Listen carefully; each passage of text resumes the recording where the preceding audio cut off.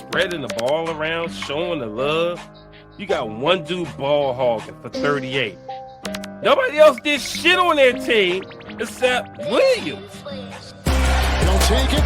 He'll backpedal a three for the win. And he got it! Jimmy, if we win the championship trophy, I'm going to cry. Me too. What's going on, Pacer Nation? Welcome to another episode of Pacing the Floor, where we, of course, talk about your laughing stock Indiana Pacers. Hey, look. I'm not going live. I might go live tomorrow. I got to process this shit. I gotta process this shit. This shit is, I'm fucking dumbfounded right now. And I said I wasn't gonna say shit, but I'm reading all this glass half full craziness going on with these typical Indiana Pacer fans. And now I'm dumbfounded. I'm like, okay, we're the talk of the town. Right now, the Indiana Pacers are in draft chaos. I don't know. I don't see no other type of way. But remember I tell you before, Pacer Nation is full of glass half full fans and glass half empty fans. And it really is a problem because all I'm seeing is a lot of bickering going back and forth. I used to do it, got blocked by a lot of people because Pacers fans are delusional. You know, I just got to keep it real. They'll make a shitty situation seem like everything's going to be okay. And I don't really operate like that. I'm a realist. I'm a guy that sees it how it is. Or maybe I may be wrong. You know what I mean? That's why I'm not going to go live tonight. I'm going to process. I'm going to read some more stuff. I'm already going back and forth with crazy fans already. I don't give a shit if you block me, for real. I don't. But bottom line is, I'm just trying to get across reality. I'm just trying to get across, the predicament that we're in. So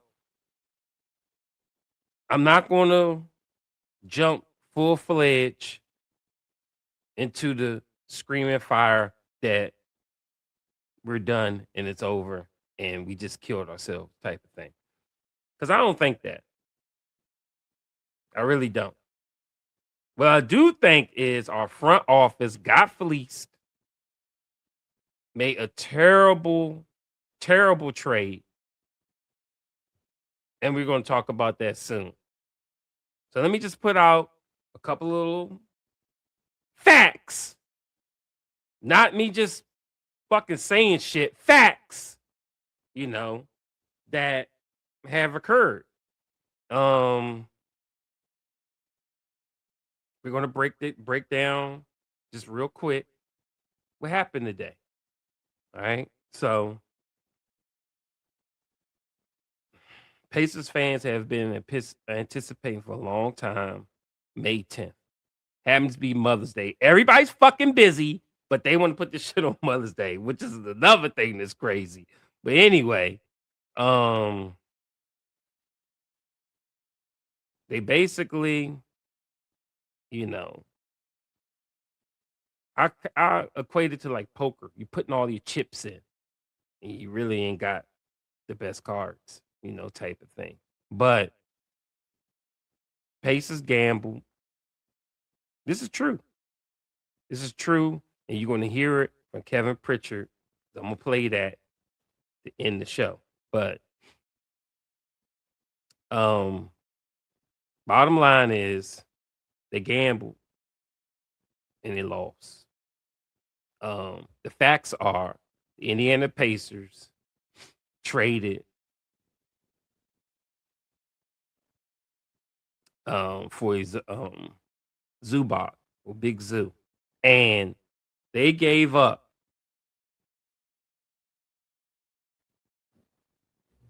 Benedict Matherin, top 6, well, number 6 pick, top 6. They gave up Isaiah Jackson. They gave up the number 5 pick in the 2026 NBA draft. They gave up a second round pick in 2028. And they gave up a 2029 unprotected first round pick for a 30-year-old non-all-star center. And we know centers basically, what are centers? They're probably the 5th option on offense. Okay? Bottom line. They're like the 5th option on offense. So that's a reality. You can't glass half full that shit, but people will attempt to. And they will say shit like, really, Isaiah Jackson's nobody. Really, the number 5 pick, who is the number 5 pick going to be? Acuff or Acuff? I don't know. I mean, I don't even watch college, but Acuff, I mean, he's a nobody. We don't know what he's going to do. You know what I mean? Matherin wasn't going to sign with this team anymore. He was never going to stay on this team. You know, I mean, I'm hearing all kinds of shit, okay, to make it seem sane. This is you glass half full people, okay? You turn piss into wine. Bottom line, you will. So I'm waiting for the right glass half full person to give me something that legitimately will make shit make sense. Because right now, this don't make sense to me. We tanked the whole ass fucking season. You know how hard it is to do a podcast when you shit and you just fucking constantly tanking and you got nothing for it.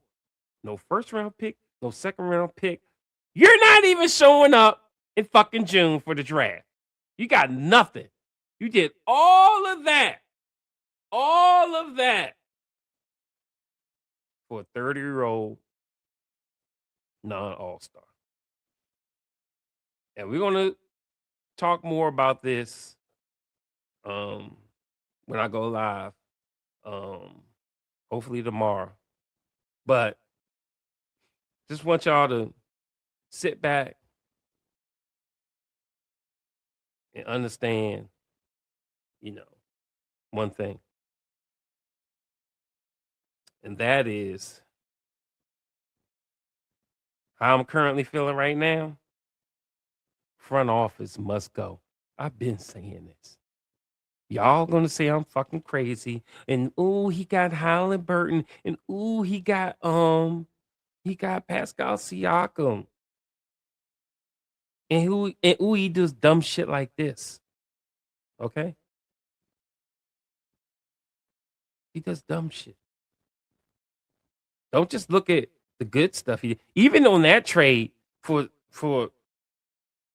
Halliburton, it's supposed to be Miles Turner. Halliburton and Siakam was supposed to be on the same team. And we all know this. But it panicked when Miles Turner faked his injury to stay on Indian Pacers because he was a leeching from us for years. And you can't trade a hurt person. So they had to pivot to Siakam. And for years, We're fighting back and forth with Sacramento fans about who won that trade until we made it to the championship. Okay? So that goes to show you that, that trade finally worked out, but it took what, 4 or 5 years to do it. This trade. Only way this trade gonna work out is if Zubac turns into Jalen Duren.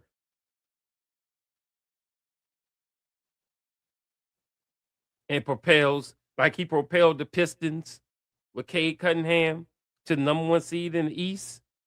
This was Zubac must do for Halliburton and Siakam and the Indiana Pacers. His center play must be elite for this to even be a salvageable trade. I still say it's way too much. You gave up more for Zubac than you did for Siakam. I just don't get it. But we'll talk more about it tomorrow. I'm going to leave you guys. Let me leave you guys with a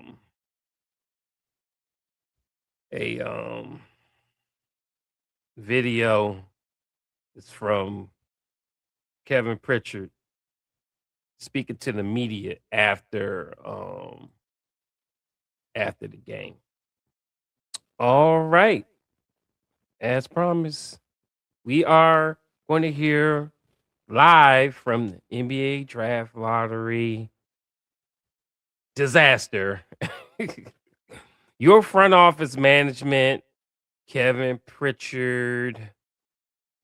All right. Let's get into it.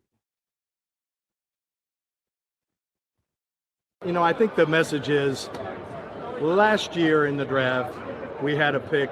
We pushed in this year, and we felt like all during this year, we really needed a center.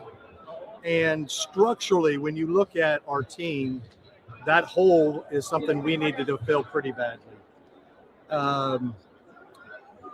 And when you construct a trade, we felt a little pressure during the trade deadline to make that trade because of contracts and the way we wanted to make sure we kept our top 7. I'm sure you guys know what I'm talking about.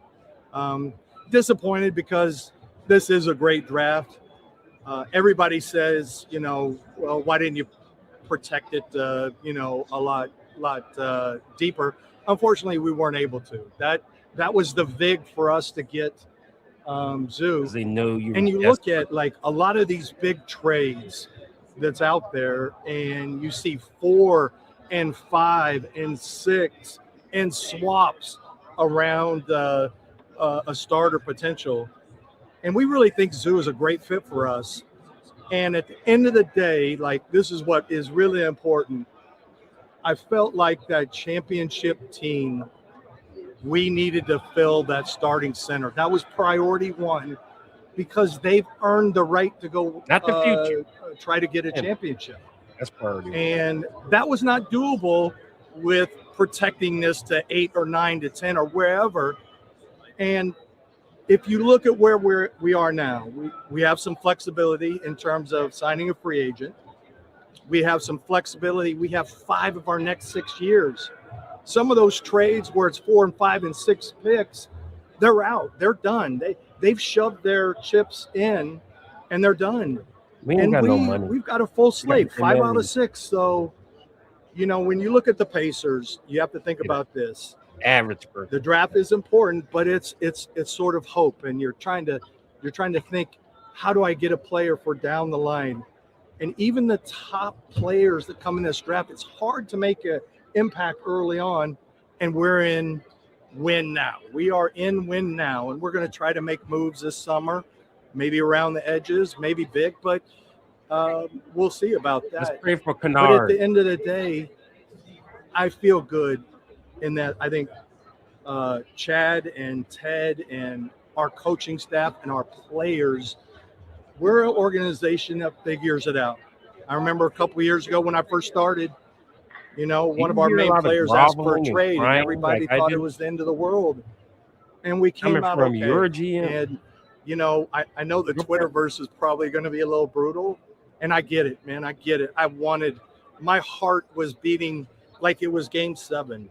And to those people, I'm sorry. But sorry. You know you fucked up. I can promise you at the end of the day, we're going to be an organization that figures it out. We're very resourceful. And you're our very future half still full, looks good. glass half full. Our starting 5 is a legitimate starting 5. And I love our second unit. We're developing some younger You love your players. second unit. And you never know what happens in the draft. Maybe we get in, maybe we don't. Maybe we get aggressive in free agency. We'll just have to seek out those next opportunities. But I just, you know, I want to tell the fans we're going to be okay. We're going to compete at the highest level. Eating it up. We get tie back. Okay. We better be okay. Is a legit starting center that is a top, 18 player by votes last year in the NBA. And what we've learned from Zoo so far is he's super smart and he wants to fit in and he's all about winning. And that's what you're again, disappointing. Smart. I'm not trying to smooth over that. And we wanted to pick, but we'll be okay. Do you think it's fair that some might judge the trade based on what happened today? I mean, I'm okay with that. In life, I guess this gets a little philosophical, but I never feel like you can slow play your way into success in this league. You have to swing. And again, we wanted to pick, and I know people are going to be disappointed, but you have to remember our top 7 or 8 players are swinging a miss. So today, it stings. We'll wait till next season. Let's give this group an opportunity to go compete for a championship because they've proven they could do it, and we've added a really good center in Zoo. You mentioned your heart was beating. I mean, just what was your whole thought process like, and what's it just been like over the last 10 minutes or so to try to process? Well, the truth is, I didn't sleep much last night, and Chad and I, kind of got away and walked, and we were trying to plan out everything, like for the good, for the bad. I mean, my heart hurts for Mr. Simon, really, if I'm honest. Your heart needs to hurt for Pacer Nation. He's such a good person. 40 years for a championship. He wants it for Indiana like we all want it. But in a way, I feel like I've let the organization down. But you did. When we did this trade, we tried to figure out. So if we didn't get it, are we going to be okay? And we will be. You let them down. Agree. We got top 7 or 8 coming back. We've got some free agency, and this team deserves another chance to win it. Like Game 7 was awful. But if Tide doesn't go down, I think we win it. Maybe that's blustery or whatever, but I really think we win it. And we could have got to this point and had the pick and still had a gaping hole at 5. And we couldn't risk not getting a player like Zoo. I didn't want to risk that. So that's maybe a better way for me to frame is I didn't want to look at the trade deadline and didn't know how structurally we were going to get a top center. And then you might be just looking at free agency and using your cap, or we wouldn't have cap space, so it's a full mid-level, and that guy usually isn't in the level of Zoo. So just Zoo is our lottery pick. Well, I guess you got that right. Zoo is the lottery pick. It was negotiated, and we fought like heck. And they're very good negotiators. We would have not got Zoo if we didn't protect it to 4. I mean, that's just it.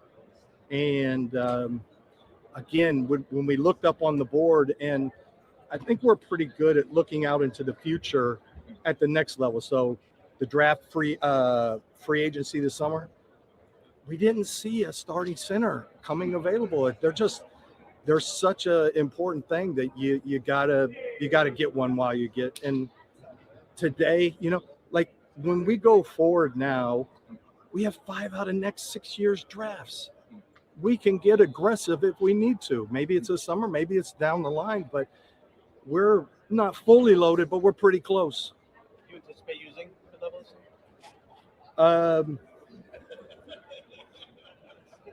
I think there's a chance. But I don't know yet. You know, the truth is, you don't know. It's just a little. What happens is everybody goes. I'm done with him. I'm done. I'm done. I'm done with him. Anyway, I couldn't even get to the end. I don't know about y'all, but I heard a lot of groveling, a lot of I'm sorry, a lot of I fucked up, a lot of reality. Okay? So that's all I'm saying. Now, this is a reaction while I'm still a little bit upset. Won't sleep on it. Do a little bit more research. Come up with a game plan to see what we're gonna do next season. Cause we got no draft in June to look forward to. We got no summer league to look forward to. For real. We ain't got a draft pick in the summer league. We got a bunch of fucking two-way players and nobodies. So ain't looking forward to that. Basically, we just looking forward to next season with a different top 5. And we're gonna talk about that on the next episode of Pace and the Floor. Hopefully live tomorrow, but we'll see. Anyway, appreciate y'all joining in on another episode of Pace and the Floor. And don't forget to follow us on the X at PT_floor and on Facebook at PT_floor. You can also follow me, Pacer Cop, on the X at Pacer_cop.